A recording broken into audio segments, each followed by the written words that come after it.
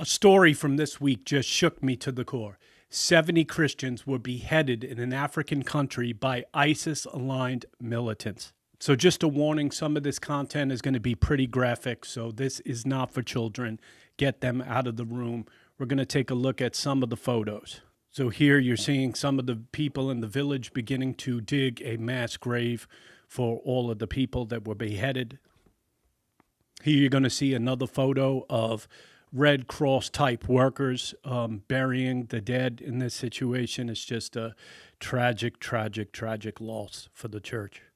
And here is another photo of the rescue workers working in the midst of this.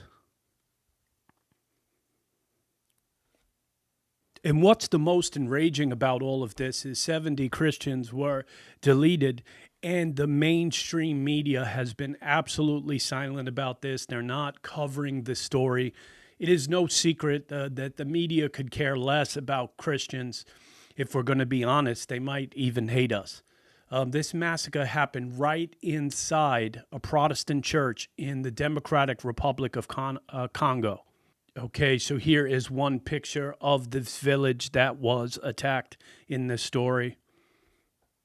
Here is another photo of some of the villagers in that region.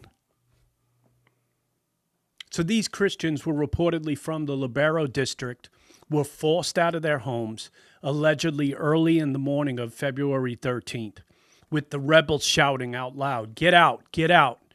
Can you even imagine waking up early in the morning with thugs with machine guns doing something like that? I can't even imagine. So here is a photo of what some of those thugs look like in the area. These militant terrorists linked to ISIS. There's another picture of some soldiers in that area. I'm not saying that these people took place in the attack, but they came up within the Google search. So these people were ripped out of their beds and kidnapped. I just can't even imagine something like that happening to me or my family. The militants captured and tied up some 20 Christians in the community of Mayba. The militants are suspected to be members of the Allied Democratic Forces, which is called the ADF, a rebel group with ties to ISIS. After 20-some hostages were taken, the rest of the village was agitated and began to try to figure out how to free the people who had been abducted. So these were brave people that were trying to figure out how to get their loved ones back. So they gathered together to develop a plan, but by the time they met, militants had surrounded the village. And Open Doors, which is an organization that kind of chronicles these type situations, reported that the extremists captured about 50 other Christians in the process and tied them up. So all 70 captives were taken hostage and moved to a Protestant church in Kasanga. So this is believed to be a picture of that church. I think part of the roof is coming off, so it's an old and beat up church. So there, inside the church building that had been there and had been considered a sanctuary by the government, they were then tied up, and then all 70 were beheaded. They were killed inside with large knives, machetes, or hammers. So just a brutal way to meet your ending, and the bodies were just left there for the other villagers to find. So you'll see here some of the Red Cross workers transporting the bodies, and just a very, very tragic story. In this photo, it looks like some of the villagers burying the dead with wood crosses here and having a funeral. So something like this is just demonic and barbaric to the core. How could someone do something like this to people? These people were inspired by Satan to do things like that. Make no mistake of it.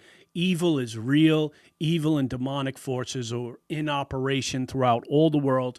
And when people say that there are not, I say, how do they not believe in such things when you hear stories like this?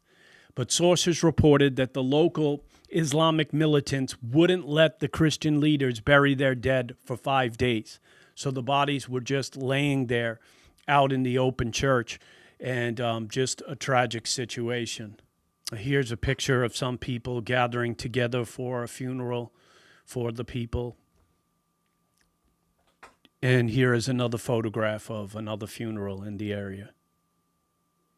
So many Christians ended up fleeing the area to get out of there and find someplace safer, intentionally becoming refugees in the process.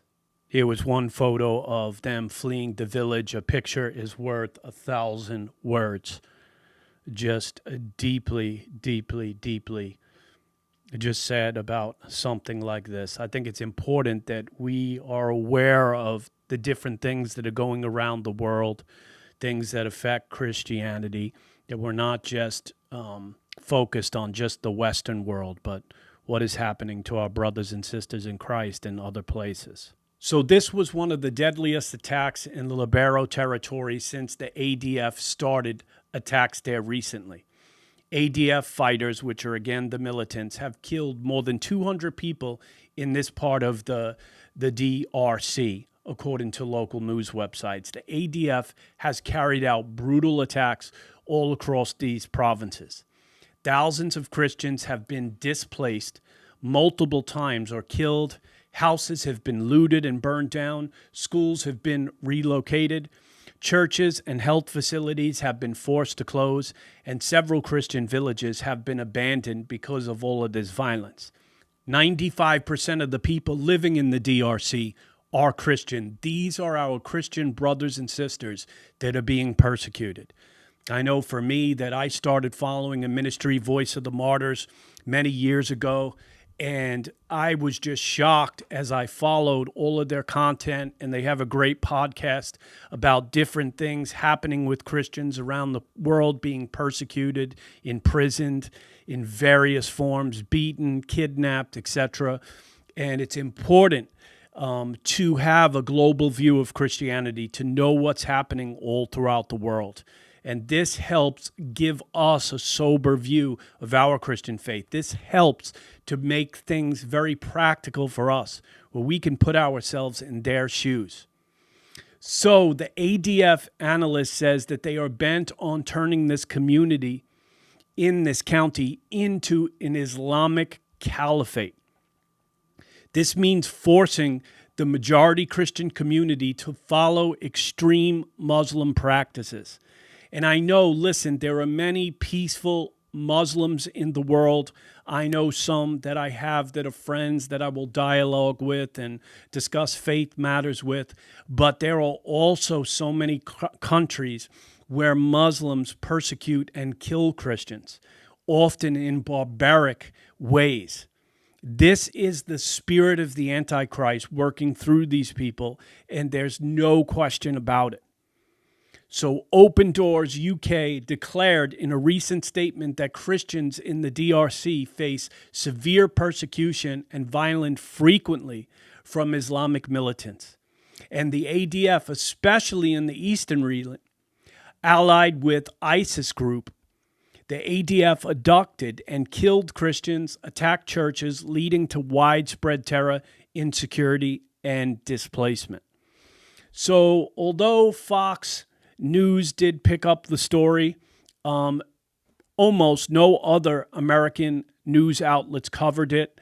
It was also ignored on Twitter, but I did find two posts of people that did cover the story, and it is starting to gain more coverage. We'll take a look at that now. So if you're not on Twitter, please go on over there, head on over there, create an account if you're interested. Follow me, Torn Curtain, Josh Simone. I put some unique stuff on there, but Twitter is just a wonderful place now that Elon Musk has taken over. But American journalist Liz Wheeler said this: 70 Christian men, women, and children were beheaded because they are Christian. Their decapitated bodies were left in the church because they are Christian. The terrorists who murdered them have ties to ISIS. MSN, where is your outrage? Are you silent because they're Christian? And that's a good question. I saw another post here. Horrified to learn that 70 Christian martyrs beheaded by terrorists in a church in the DRC. Hungary stands in solidarity with the persecuted Christians, but we need more. The world needs to recognize the act against Christian persecution. So just to give a little context here, worldwide, and particularly in Africa, Christians face increasing persecution. In January 2025, a report by Open Doors US stated that there are 380 million Christians worldwide that experienced a high level of persecution and discrimination because of their faith. Okay, so that's a high level. That's not talking about somebody persecuting you because you're wearing a Christian t-shirt or something like that. Some of the American things that we feel that we're persecuted, maybe on social media and stuff. No, this is real persecution, real threats of physical violence against these people. And we'll talk more about this in a minute. But local Christians, despite all of this in the DNC, are said to be beyond despair. One person says, we don't know what to do or even how to pray. We've had enough of these massacres, an elder said to church reporters.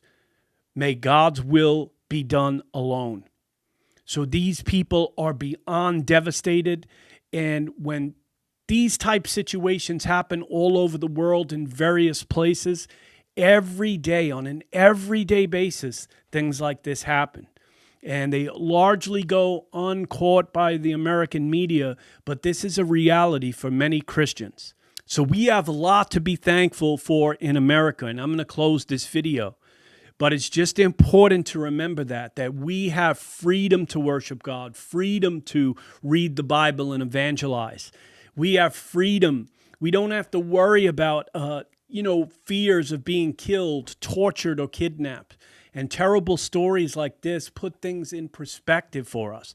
This is one of the main reasons why we should reject the prosperity gospel, the American gospel, because we could be called to suffer, be persecuted, or even lay down our life for Jesus Christ. And the Western church is not ready for this type of persecution. But it is possible that persecution can come to America at some point. And I often ask myself in my own prayer time with the Lord, would I die for my faith? And of course, I would like to think so. But how would I respond under pressure? I'm not so sure. So I don't support many ministries, financial, but I do support one ministry, which is Voice of the Martyrs. So here is their website. I will often listen to their podcast. This is one ministry I personally support. I don't support many ministries these days because a lot of them have become about money and getting people rich. But this covers the persecuted church around the world.